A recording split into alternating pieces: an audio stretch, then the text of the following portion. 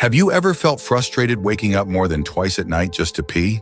If you're over 70 and find yourself waking up over and over again to use the bathroom, you're not alone. And you're not imagining it, something really is changing in your body. But what most people don't realize is that many of these changes can be eased, even reversed with small shifts in routine, especially around what you eat and when you eat it. A few decades ago, I thought nighttime urination was just part of getting older. Everyone around me was dealing with it, so I accepted it too, until I learned that many seniors have successfully reduced those bathroom trips. There's no miracle pill, and you don't need a complicated diet. But the bladder is more sensitive than people think, especially to what you eat, drink, and how you move. In this video, we'll go over 7 clear, proven, and simple strategies to help you pee less at night, starting tonight. You'll learn how specific foods can ease bladder pressure, how to train your body into a calm rhythm, and even how a simple habit before bed could let you sleep for hours without interruption. This is especially important if you live alone, have joint pain, or feel groggy when you wake up. Poor sleep makes everything harder, your memory, your mood, even your balance and confidence. But it doesn't have to stay that way. So stay with me. I'll guide you through each step carefully. One of these 7 habits might just become the one that lets you sleep through the night again and take back your energy in the morning.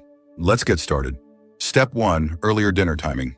One of the most powerful changes you can make is eating dinner earlier, ideally at least 3 hours before bedtime. When we eat late, especially heavy meals, our body stays in active digestion mode well into the night.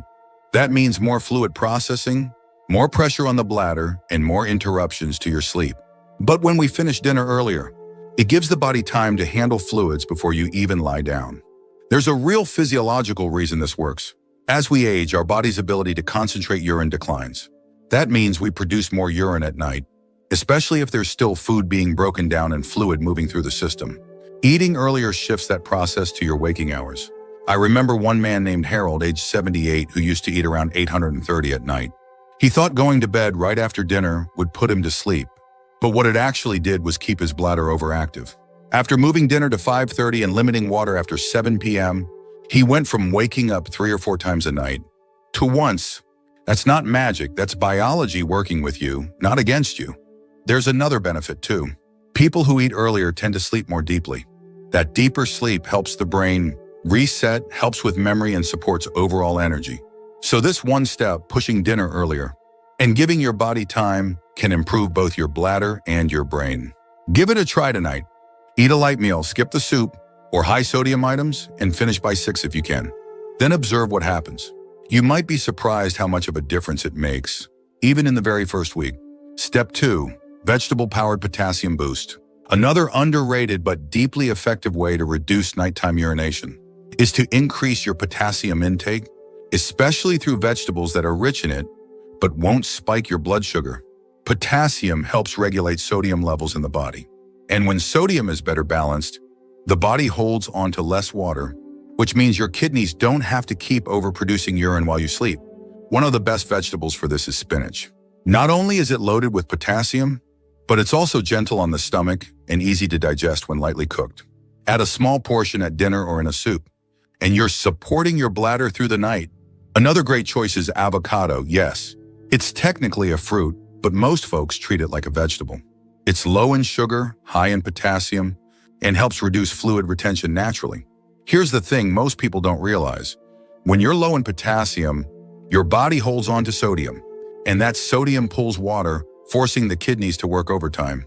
What ends up happening? You wake up again and again to pee, but when you get enough potassium through the right veggies, your body calms down.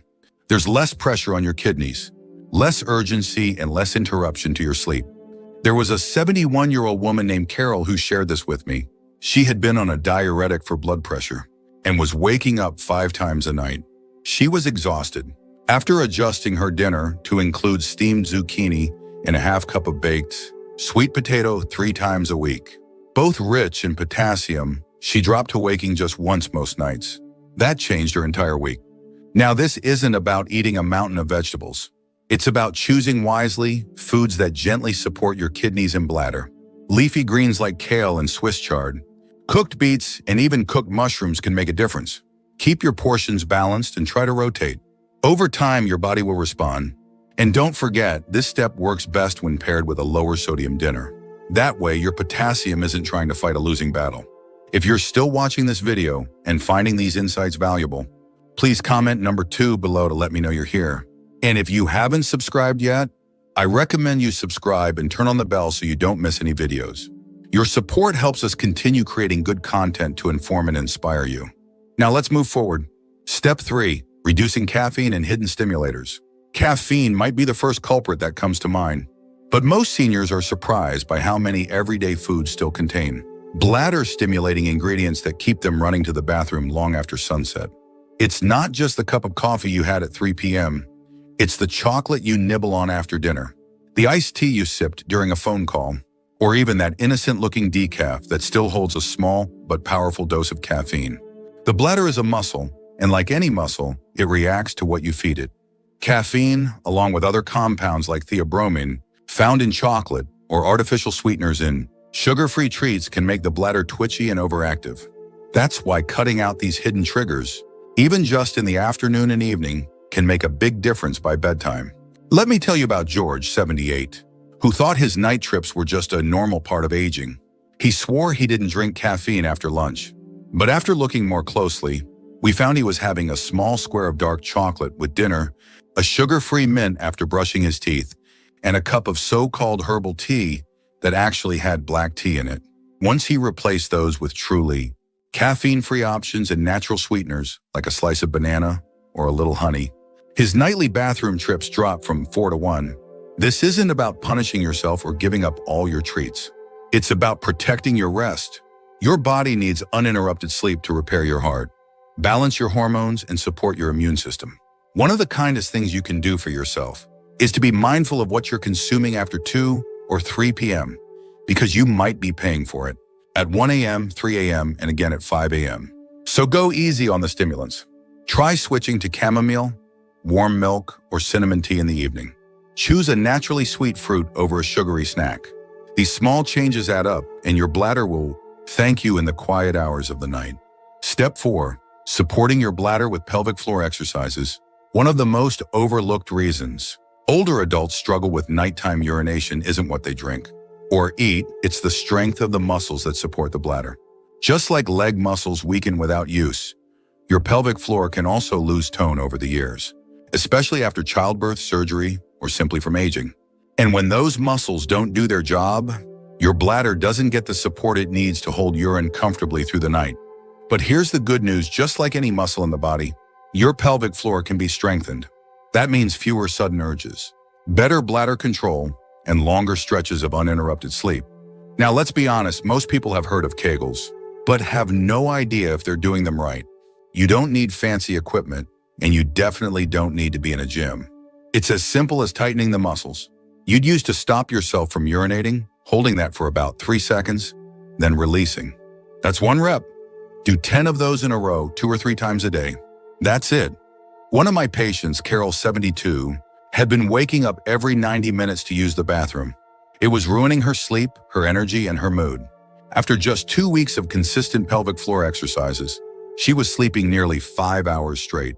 By the end of the month, she only got up once each night, and even that was more out of habit than necessity. Pelvic floor training doesn't give overnight results, but with just a bit of consistency, it can give you back something far more valuable, deep healing sleep. That's why strengthening this part of your body is not just about avoiding trips to the bathroom. It's about giving yourself the freedom to rest deeply, move confidently, and enjoy life without planning your evenings around how close you are to a restroom.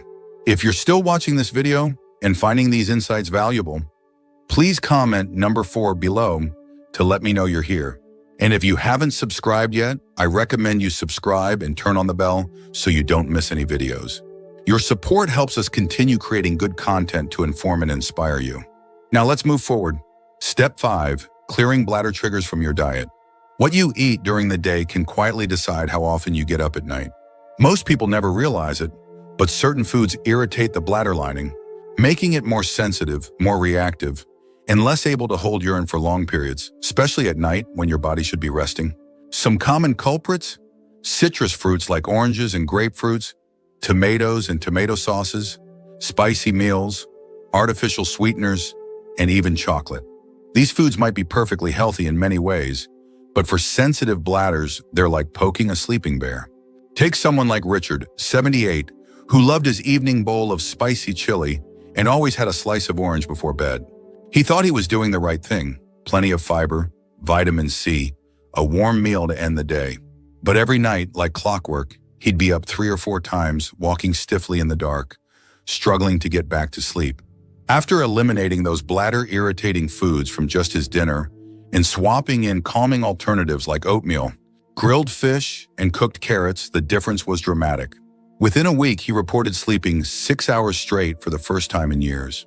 This isn't about cutting flavor from your life. It's about understanding that your bladder, like every part of your body, changes with age, and respecting what it can and cannot handle anymore. So take a closer look at your meals, especially after lunchtime. If you see these common triggers, try skipping them for a week. You may be surprised how much calmer your bladder becomes and how much better you sleep. Step 6. Practicing time-night routines. One of the most overlooked ways to reduce nighttime bathroom trips has nothing to do with what you eat or drink, but when you go to the bathroom in the evening. Many older adults wait until they feel a strong urge before they head to the toilet, but by then, the bladder may already be overstretched or irritated, setting the stage for multiple awakenings during the night. That's where timed voiding comes in. It's not just a trick, it's a proven method used in senior care facilities and recommended by continence specialists around the world. What does it mean? Simply this: start going to the bathroom by the clock in the evening, whether you feel like it or not. Try going every 2 hours starting around dinner and finish with one final trip right before you get into bed. No skipping, no waiting. This trains the bladder to stay ahead of the urge rather than always reacting to it. One gentleman named Harold, 82, used to get up 5 times a night. He was exhausted every morning and thought it was just part of aging. But when his granddaughter, a nurse, suggested a structured bathroom routine every 2 hours in the evening, he saw a shift within a few days.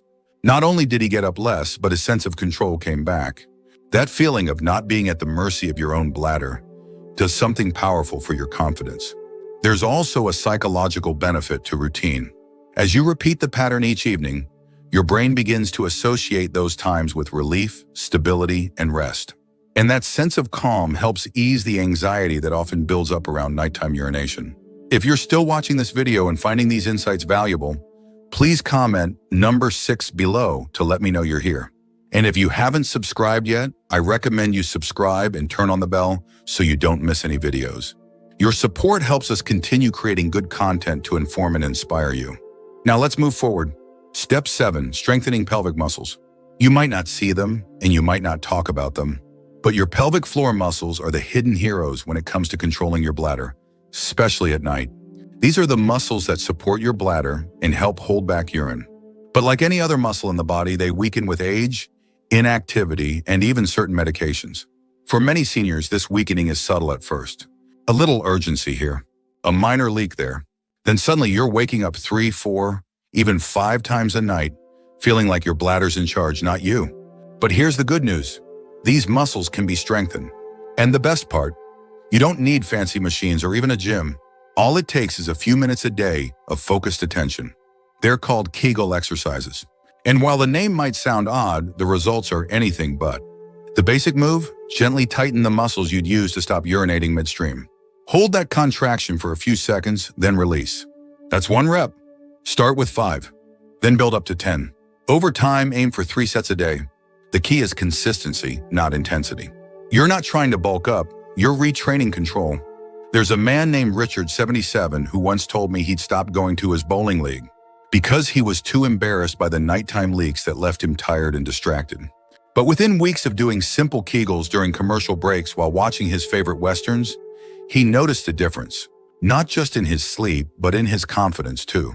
When your body starts working with you instead of against you, even in small ways, it builds momentum. You start to trust your bladder again, and that trust frees you up to enjoy life more fully. That's the power of muscle memory, habit, and hope working together. Final thoughts. Aging brings its own set of surprises, and waking up constantly in the middle of the night just to pee is one of the most frustrating ones. But it doesn't have to be your norm. Whether it's watching your fluid intake before bed, cutting back on caffeine, or discovering the quiet power of a few well-timed pelvic exercises, these small, mindful changes can give you back restful nights and clearer days. I've seen people in their 70s and 80s turn things around, not because they found a miracle cure, but because they started paying attention to the signals their bodies were giving them. And they responded with care, not fear. You deserve nights of deep, uninterrupted rest. You've earned them. Even if you've been getting up every hour lately, that doesn't mean it'll be that way forever. Your body still listens, and it still heals. But it needs your cooperation, not perfection, just consistency. Start small. Try one strategy, then another. Keep building. The truth is, regaining control over your bladder after 70 isn't about magic or medicine. It's about patience, understanding, and the belief that your comfort still matters. And it absolutely does. Thank you for joining us today. We'd love to hear from you. Leave a comment below and share one thing you learned today and how you plan to use it in your life. Your thoughts are important to us, so don't hesitate to share them. Reading your comments gives us great motivation and encouragement. If you enjoyed this video and found it helpful, please like, subscribe, and share. Your support helps us continue creating good content to inform and inspire you. Thanks for watching, and we look forward to seeing you in the next video.